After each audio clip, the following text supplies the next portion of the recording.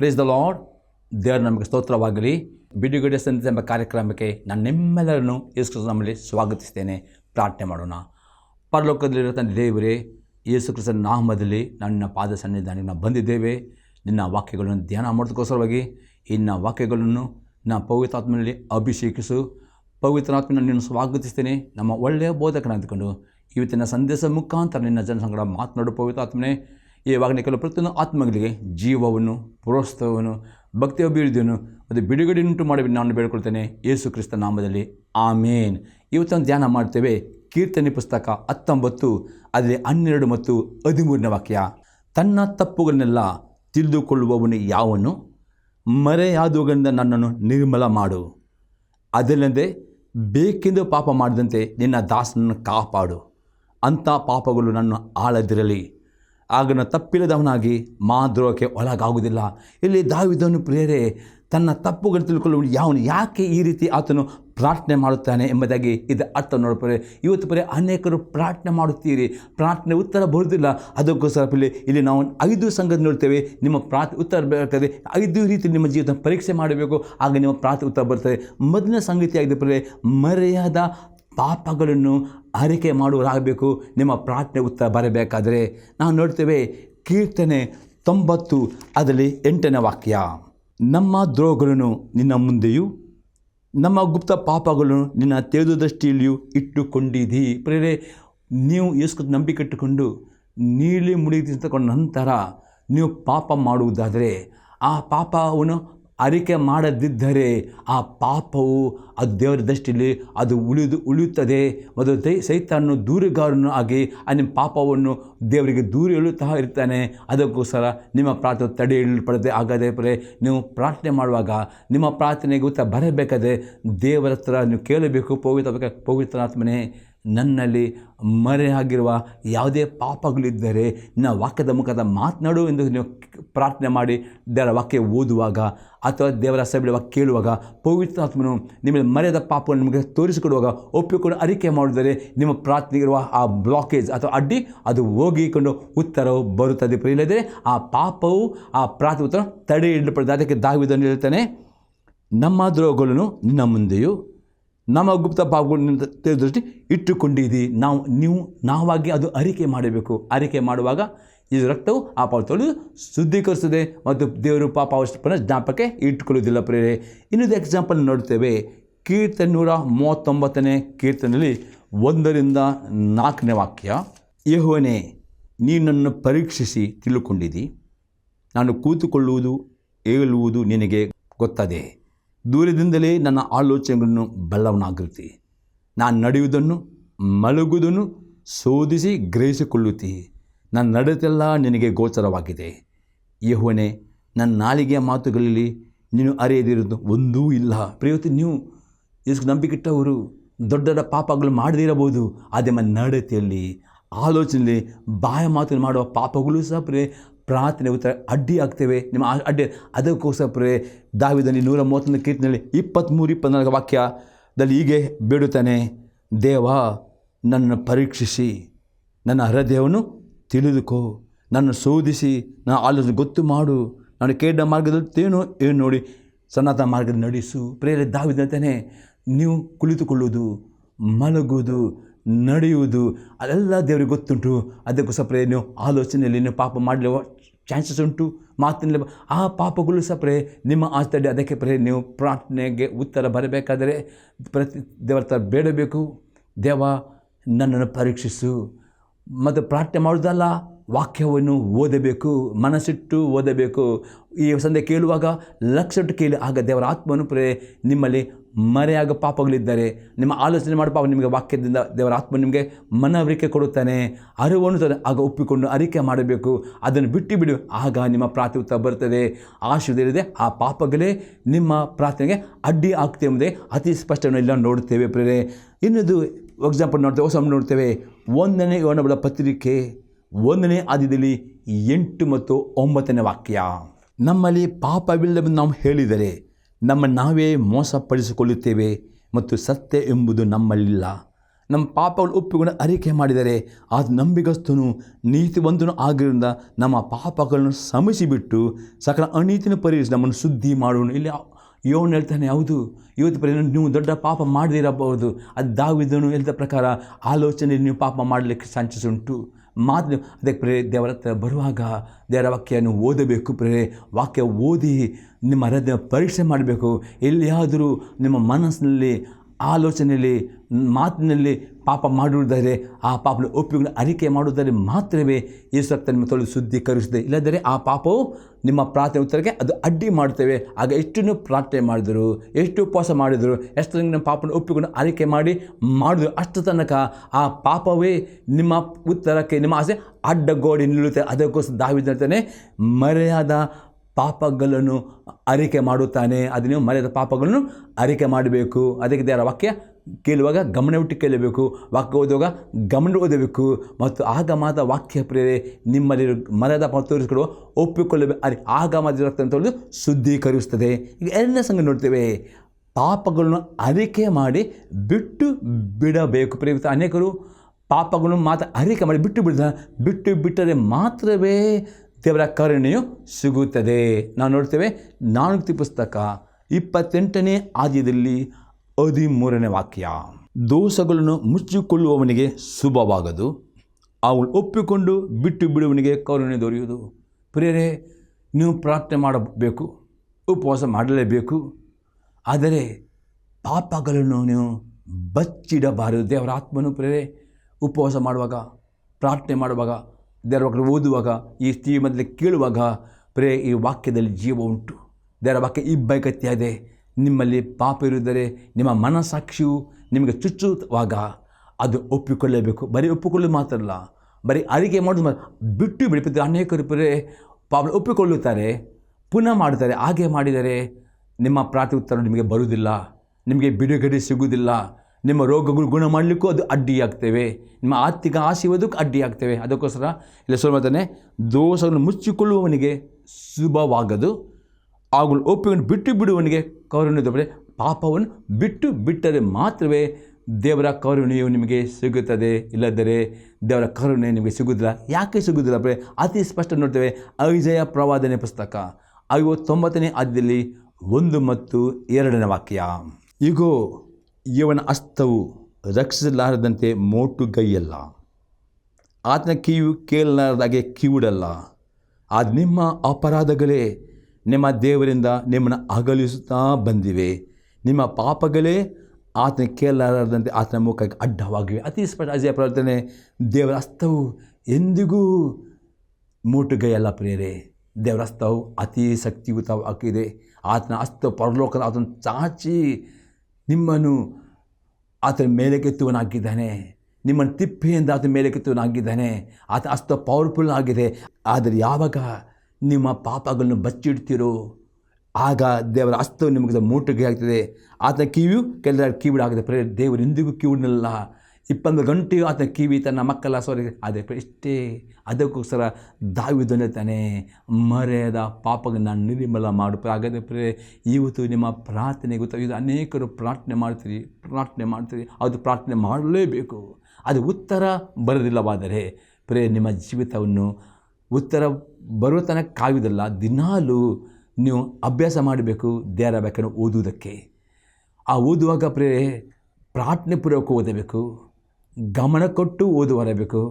ಆಜ್ಞೆಗಳು ಬರುವಾಗ ಅಲ್ಲಿ ಧ್ಯಾನ ಮಾಡಬೇಕು.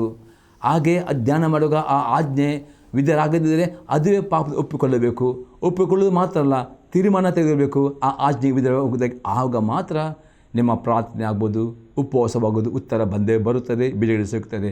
ಇಲ್ಲದಿದ್ದರೆ ನೀವು ಆ ಸಣ್ಣ ಸಣ್ಣ ಪಾಪಗಳನ್ನು ತೊಂದರೆ ಇಲ್ಲ, ಯಾರು ಪರಿಶುದ್ಧರಲ್ಲ ಈ ರೀತಿ ನೆಪ ಕೊಟ್ಟು ಅದನ್ನು ಬಚ್ಚಿಡುವುದಾದರೆ ಅದು ನಿಮ್ಮ ಪ್ರಾರ್ಥನೆಗೆ ಅಡ್ಡಿ ಆಗ್ತೇವೆ. ಎಷ್ಟು ತನಕ ಅದು ಒಪ್ಪಿಕೊಂಡು ಬಿಟ್ಟು ಬಿಡುವುದು. ಅದಕ್ಕೋಸ್ಕರ ಸಾಲು ಮತ್ತು ದೋಷವನ್ನು ಮುಚ್ಚಿಕೊಳ್ಳುವವನಿಗೆ ಶುಭವಾಗುವುದಿಲ್ಲ, ಅವಳು ಒಪ್ಪಿಕೊಂಡು ಬಿಟ್ಟು. ಅದಕ್ಕೆ ದಾವೀದನು ಆ ಕೀರ್ತನೆಯಲ್ಲಿ ಅಲ್ಲಿ 19 ಮರುವಾಗದೆ ಆ ರೀತಿ ಅವನಲ್ಲಿ ಹೇಳುತ್ತಾನೆ.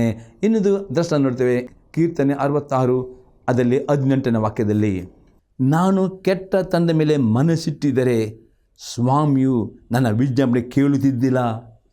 ದಾವೀದನಿಗೆ ಗೊತ್ತಿತ್ತು. ಅದಕ್ಕೆ ಪುನಃ ನಾನು ನೀವು ಕೆಟ್ಟತನ ಮೇಲೆ ಕೆಟ್ಟ ಸ್ವಭಾವದಲ್ಲಿ ಮನಸ್ಸಿಟ್ಟಿದ್ದರೆ ಸ್ವಾಮಿ ನನ್ನ ನಿಮ್ಮ ವಿಜ್ಞಾನ ಮೇಲೆ ಕೇಳಬೇಕಾ?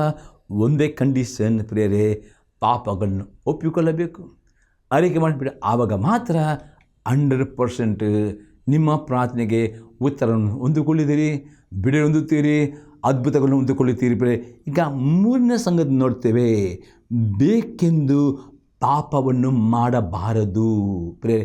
ಯಾಕೆ ಅಲ್ಲಿ ಬೇಕೆಂದು ಪಾಪ ಮಾಡಿ ನಿನ್ನ ದಾಸನ ಕಾಪಾಡು ಪ್ರಿಯರೇ. ಯಾಕೆ ಅನ್ನೋದು ಬೇಕೆಂದು ಪಾಪವನ್ನು ಮಾಡಬಾರದು. ಇಬ್ರಿಯವರೆಗೆ ಪತ್ರಿಕೆ 10ನೇ ಅಧ್ಯಾಯದಲ್ಲಿ 26ರಿಂದ 28ನೇ ವಾಕ್ಯ. ಯಾಕೆಂದರೆ ಸತ್ಯದ ಪರಿಜ್ಞಾನವು ನಾವು ಹೊಂದಿದ ಮೇಲೆ ಬೇಕೆಂದು ಪಾಪ ಮಾಡಿದರೆ ಪಾಪ ಪರಿಹಾರಕ್ಕಾಗಿ ಇನ್ನಾವ ಯಜ್ಞವೂ ಇರುವುದಿಲ್ಲ. ಅತ್ಯಂತ ಭಯದಿಂದ ಎದ್ದು ನೋಡತಕ್ಕ ನ್ಯಾಯ ತೀರ್ಪು, ದೇವರ ವಿರುದ್ಧಗಳನ್ನು ದಹಿಸುವ ತೀಕ್ಷ್ಣವಾದ ಅಗ್ನಿಯೂ ಇವೇ ನಮ್ಮ ಮುಂದೆ ಇರುವವು. ಮೋಶೆಯ ವಿಧಿಗಳನ್ನು ಅಸಡ್ಡೆ ಮಾಡಿ ಅವನಿಗೆ 2 ಇಲ್ಲವೇ 3 ಸಾಕ್ಷಿಗಳ ಮಾತಿನ ಮೇಲೆ ಕನ್ನಿಕರಿಲ್ಲದೆ ಮರಣದಂಡನೆ ಆಗುತ್ತದಷ್ಟೇ. ಅದಕ್ಕೋಸ್ಕರ ದಾವೀದನಲ್ಲಿ ಬೇಡುತ್ತಾನೆ, ಬೇಕೆಂದು ಪಾಪ ಮಾಡಿದ ನಿಮಗೆ ಸತ್ಯ ಗೊತ್ತುಂಟು, ಇದು ಪಾಪ ಎಂದು ಗೊತ್ತೇ ಉಂಟು, ಗೊತ್ತಿದ್ದುಕೊಂಡು ತೊಂದರೆ ಇಲ್ಲ, ದೇವರ ಕೃಪೆಯುಂಟು. ಈತ ನೋಡಿ, ಯಾರು ಈ ರೀತಿಯೂ ದೇವರ ವಾಕ್ಯ ತಿರಸ್ಕಾರ ಮಾಡಿ ಬೇಕೆಂದು ಪಾಪ ಮಾಡಿದರೆ ಅಪಕೊಳ್ಳುತ್ತಾನೆ, ಅದಕ್ಕೆ ಶಿಕ್ಷೆ ಉಂಟೇ ಉಂಟು. ಹಾಗಾದರೆ ನಿಮಗೆ ದೇವರ ಶಿಕ್ಷೆ ಬೇಡ, ನಿಮಗೆ ಪ್ರತಿದಿನವೂ ದೇವರ ಆಶೀರ್ವಾದ, ಆತನ ದಯೆ, ಅದು ಅಪರಿಮಿತದ ಕರುಣೆ, ಒಳ್ಳೆಯ ಆರೋಗ್ಯ, ಸಮೃದ್ಧದ ಜೀವಿತ, ಮನಸ್ಸಿಗೆ ಸಮಾಧಾನ, ಸಂತೋಷ ಬೇಕಾ? ಒಂದೇ ಕಂಡೀಷನ್, ಪಾಪವನ್ನು ಮಾಡಬಾರದು, ಪಾಪವನ್ನು ಬಿಟ್ಟು ಬಿಡಬೇಕು ಪ್ರಿಯರೇ. ಇನ್ನೊಂದು ಎಕ್ಸಾಂಪಲ್ ನೋಡಿದ್ರೆ, ಯಾಕೆ ಬೇಕೆಂದು ಪಾಪ ಮಾಡಬಾರದು? ಯಾಕೋಬನ ಬರೆದ ಪತ್ರಿಕೆ 2ನೇ ಅಧ್ಯಾಯದಲ್ಲಿ 8ರಿಂದ 13ನೇ ವಾಕ್ಯ ತನಕ.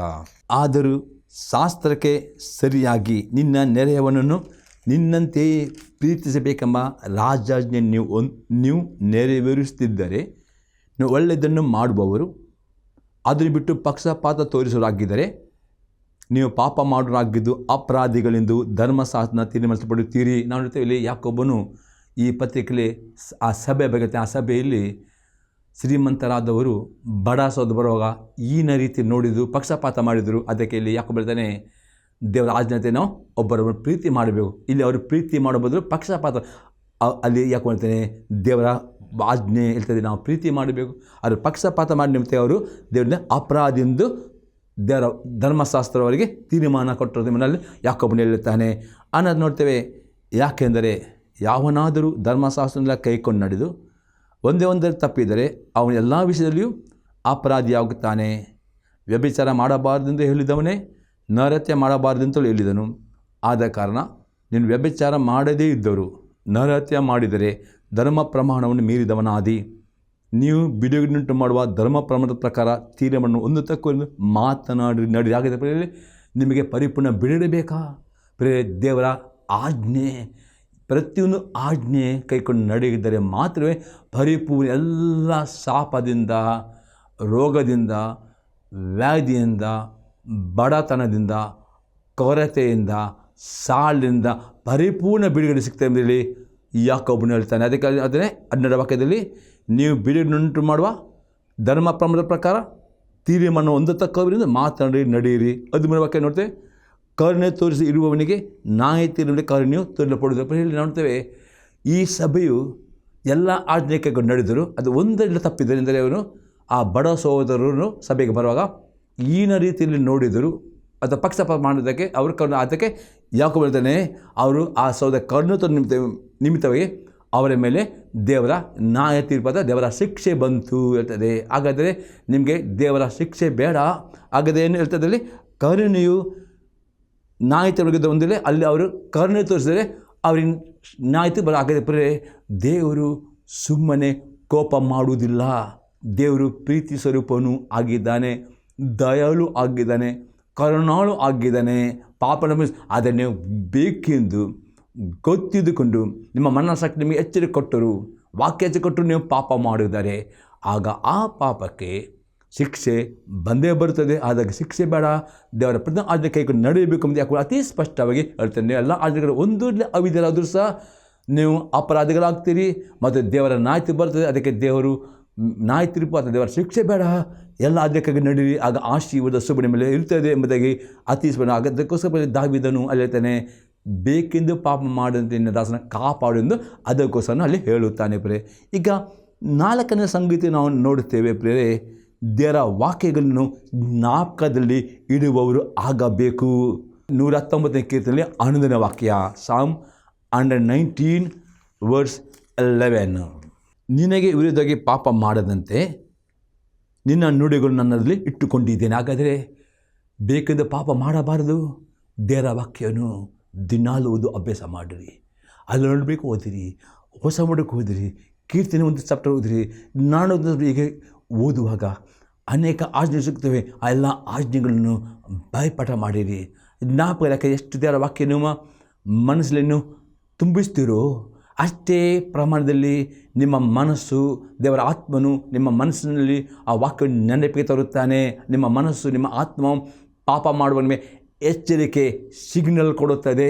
ಒಂದು ವೇಳೆ ವಾಕ್ಯ ಓದುವುದಿಲ್ಲ, ನಿಮ್ಮ ಪಾಪ ಮಾಡುವ ನಿಮ್ಮ ಮನಸ್ಸಾಕ್ಷಿ ಏನೂ ನಿಮಗೆ ತೀರ್ಪು ಕೊಡದೆ ಬಿಂದಾಸ್ ಪಾಪ ಮಾಡುತ್ತೀರಿ ಮತ್ತು ಶಿಕ್ಷೆ ಬರುವಾಗಲೇ ಗೊತ್ತಾಗುತ್ತೆ ಹಾಗೆ ಮಾಡಬಾರದು. ದಾವೀದನೇ ಪಾಪ ಮಾಡುವವನಿಗೆ ಶಿಕ್ಷೆ ಅದರ ಕಷ್ಟ ಸಂಕಟಗಳು ಬರುತ್ತವೆ. ಅದಕ್ಕೋಸ್ಕರ ಬೇಕದ ಪಾಪ ಮಾಡದಂತೆ ನಿಮ್ಮನ್ನು ದೇವರು ಕಾಪಾಡಬೇಕಾ? ವಾಕ್ಯ ಆಜ್ಞೆಗಳನ್ನು ಜ್ಞಾಪಕದಿಡಬೇಕು. ಆಗ ಆ ವಾಕ್ಯವು ನಿಮಗೆ ಪಾಪ ಮಾಡಿ ಬಿಡುವುದಿಲ್ಲ ಎಂದು ದಾವೀದ ಹೇಳ್ತಾನೆ.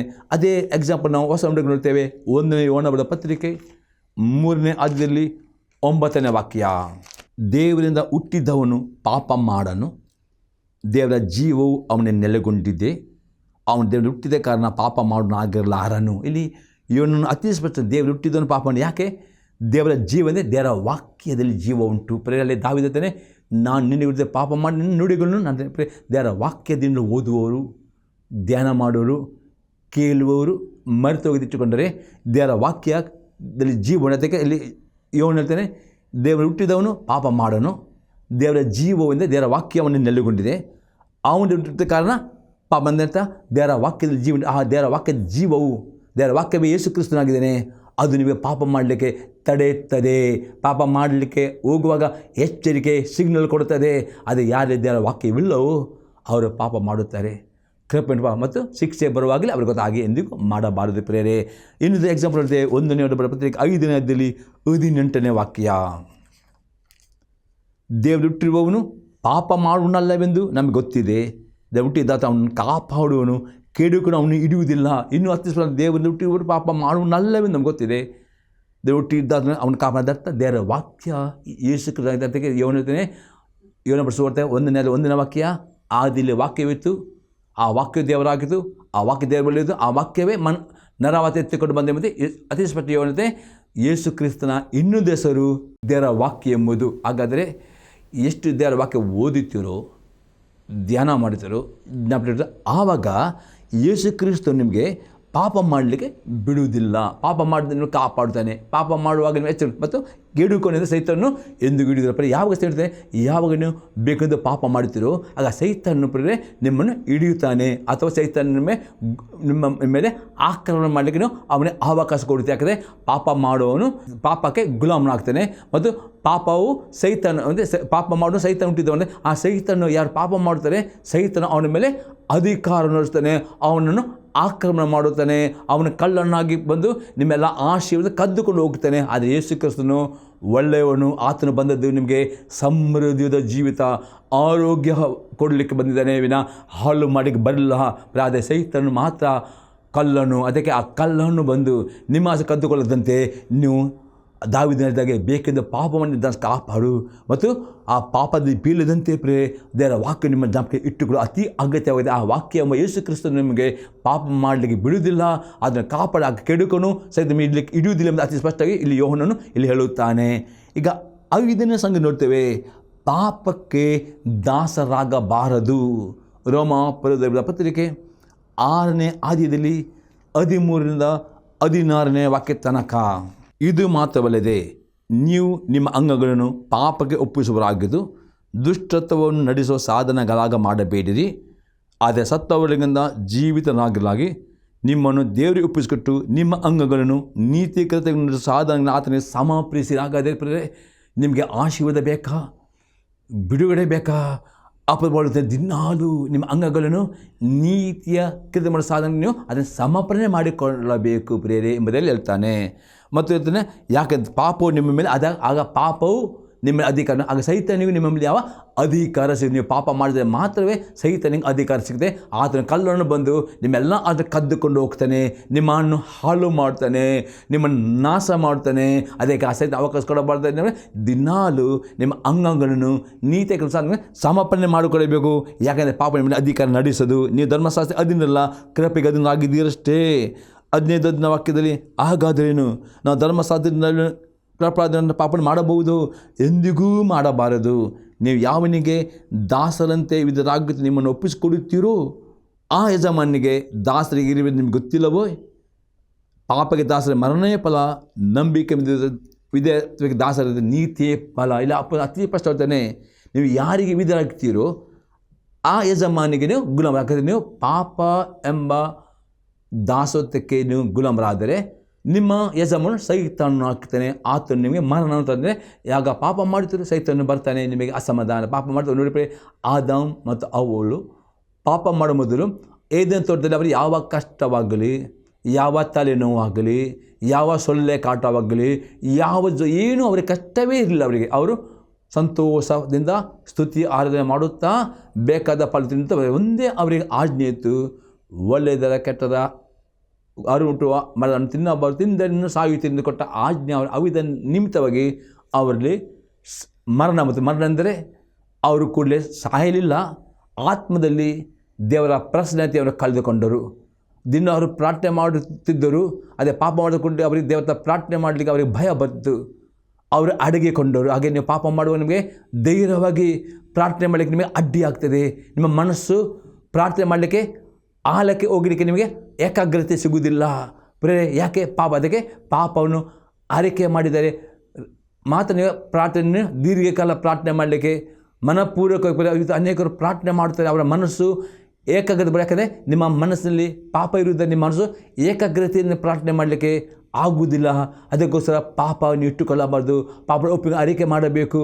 ಮತ್ತು ಆದಾಮರು ಪಾಪವನ್ನು ನಿಮಿತ್ತ ಅವರಿಗೆ ಕಷ್ಟಗಳು ಬಂತು, ಶಾಪಗಳು ಬಂತು, ಆ ನಿಮಿತ್ತ ಬಂತು ಪ್ರಿಯರೇ. ಅದಕ್ಕೆ ಪ್ರಿಯರೇ, ಪಾಪ ಕೂಡ ಸಂಬಂಧ ನೀವು ಪಾಪ ಮಾಡಿದ ಕೂಡಲೇ ದೇವರ ಪ್ರಸನ್ನತೆ ಕಳೆದುಕೊಳ್ಳುತ್ತೀರಿ. ಆ ಒಂದು ಸಮಾಧಾನ, ಪೂರ್ತಿ ಸಮಾಧಾನ ನಿಮಗೆ ಯಜಮಾನ ತೀರ್ಪು ಕೊಡುವುದಿಲ್ಲ. ನಿಮ್ಮ ಒಂದು ಆತ್ಮದಲ್ಲಿ ಒಂದು ರೀತಿಯ ಅನಿಸಿಕೆ, ಒಂದು ರೀತಿಯ ಡಿಸ್ಟರ್ಬೆನ್ಸ್, ಒಂದು ರೀತಿಯ ಭಯ, ಒಂದು ರೀತಿಯ ರೋಗಗಳು ಬರಲಿಕ್ಕೆ ಎಲ್ಲ ಕಷ್ಟ ಬರಲಿಕ್ಕೆ ಅವಕಾಶ ಕೊಡ್ತೀರಿ. ಮತ್ತು ಸೈತಾನು ಒಳಗೆ ಬಂದು ಎಲ್ಲವನ್ನು ಹಾಳು ಮಾಡ್ತಾನೆ. ಅದಕ್ಕೆ ಪಾಪಕ್ಕೆ ದಾಸರಾಗಬಾರದು. ಅದಕ್ಕೆ ಬದಲಾಗಿ ನಂಬಿಕೆ ಎಂಬ ವಿಧೇಯತ್ವಕ್ಕೆ ದಾಸರು ನಿಂತಂದರೆ ಯೇಸು ಕ್ರಿಸ್ತನನ್ನು ನಂಬಿಕೆಯಿಂದ ನೀವು ಸ್ವೀಕಾರ ಮಾಡಿ ಆತನ ಕರ್ತ ನೋಡಿ. ನಿಮ್ಮದೇ ಆ ನಂಬಿಕೆಯಿಂದ ಯೇಸು ಕ್ರಿಸ್ತನ ಎಲ್ಲ ಆಜ್ಞೆಗೆ ವಿಧೇಯರಾದರೆ ನೀತಿವಂತರಾಗ್ತೀರಿ. ಮತ್ತು ನೀತಿವಂತರ ದೇವರು ಆಶೀರ್ವಾದ ಮಾಡುತ್ತಾನೆ, ನೀತಿವಂತರ ದೇವರು ಕಟಾಕ್ಷಿಸ್ತಾನೆ, ನೀತಿವಂತರ ದೇವರೆಂದು ಕೈ ಬಿಡಲ್ಪಡುವುದಿಲ್ಲ. ನೀತಿವಂತರಿಗೆ ಅದನ್ನು ಗುರುನಾಗಿದ್ದಾನೆ. ನೀತಿವಂತರಿಗೆ ದೇವರು ಪ್ರಾರ್ಥನೆ ಆಗಿದೆ. ಆ ನೀತಿ ಎಲ್ಲ ಆಶೀರ್ವಾದವನ್ನು ಹೊಂದಿಕೊಳ್ಳುತ್ತೀರಿ ಪ್ರಿಯರೇ. ಅದಕ್ಕೋಸ್ಕರ ಪ್ರಿಯರೇ, ಎಂದಿಗೂ ಪಾಪಕ್ಕೆ ದಾಸರಾಗಬಾರದು. 6ನೇ ಸಂಗತಿ ನೋಡ್ತೀವಿ, ದಿನಾಳು ತಪ್ಪಿಲ್ಲದೆ ನಡೆಯಲಿಕ್ಕೆ ನೀವು ತೀರ್ಮಾನ ಮಾಡಿಕೊಳ್ಳುವರ ಆಗಬೇಕು. ನಾನು ನೋಡ್ತೀವಿ ಅಪೊಸ್ತಲರ ಕೃತ್ಯ 24ನೇ ಅಧ್ಯಾಯದಲ್ಲಿ 16ನೇ ವಾಕ್ಯ. ಇದರ ದೆಸೆಯಿಂದ ದೇವರ ವಿಷಯದಲ್ಲಿಯೂ ಮನುಷ್ಯರ ವಿಷಯದಲ್ಲಿಯೂ ನಾನು ನಿರ್ದೋಷಿ ಎಂದು ಸಾಕ್ಷಿ ಹೇಳುವ ಮನಸ್ಸು ನನಗೆ ಯಾವಾಗಲೂ ಇರಬೇಕೆಂದು ಅಭ್ಯಾಸ ಮಾಡಿಕೊಳ್ಳುತ್ತೇನೆ. ಹಾಗಾದರೆ ಪ್ರಿಯರೇ, ನಿಮಗೆ ದೇವರ ಕರುಣೆ ಬೇಕಾ, ಆಶೀರ್ವಾದ ಬೇಕಾ, ಬಿಡುಗಡೆ ಬೇಕಾ? ಅದು ಪ್ರತಿದಿನ ನಿಮ್ಮ ಮನಸ್ಸು ಯಾವಾಗ ನೀವು ಯೇಸು ನಂಬಿಕೆ ಇಡುತ್ತೀರೋ ಆತ್ಮ ನೋಡಿ, ಆಗ ನಿಮ್ಮ ಮನಸ್ಸಾಕ್ಷಿ, ನಿಮ್ಮ ಅಂತರಾತ್ಮಗೆ ಜೀವ ಬರುತ್ತದೆ. ಆಗ ಅಂತರಾತ್ಮವು ಮಾತನಾಡಲಿಕ್ಕೆ ಪ್ರಾರಂಭವಾಗುತ್ತದೆ. ಆ ಅಂತರಾತ್ಮ ಪ್ರಿಯರೇ ಸರಿಯಾಗಿ ಮಾತನಾಡಬೇಕಾದ್ರೆ ವಾಕ್ಯ ನೀವು ಅಗರಾತ್ರಿ ಓದುವುದರೆ ಅಂತರಾತ್ಮನಿಗೆ ಪಾಪ ಮಾಡುವ ಸಿಗ್ನಲ್ ಕೊಡ್ತದೆ.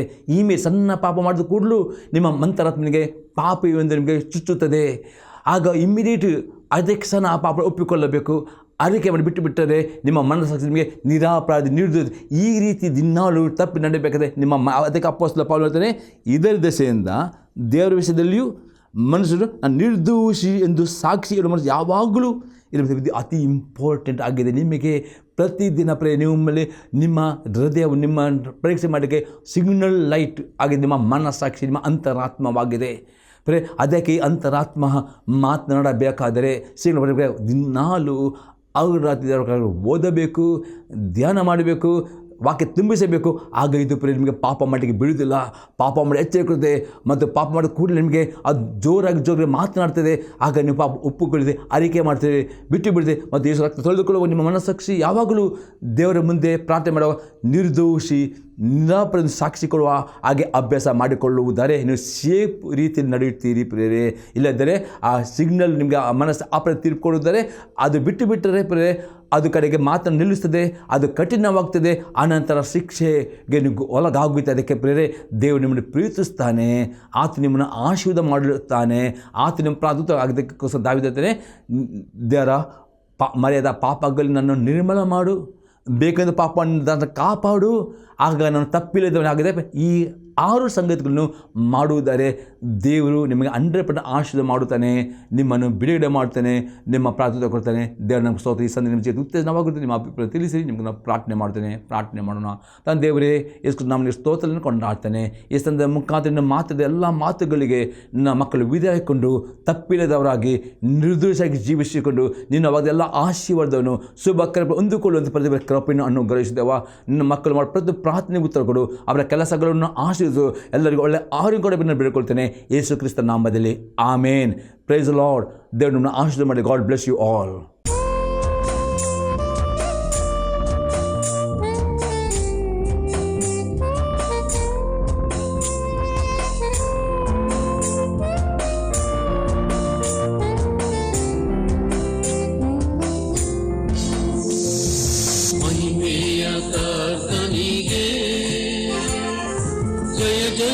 ಜಯವೆನ್ನಿರಿ,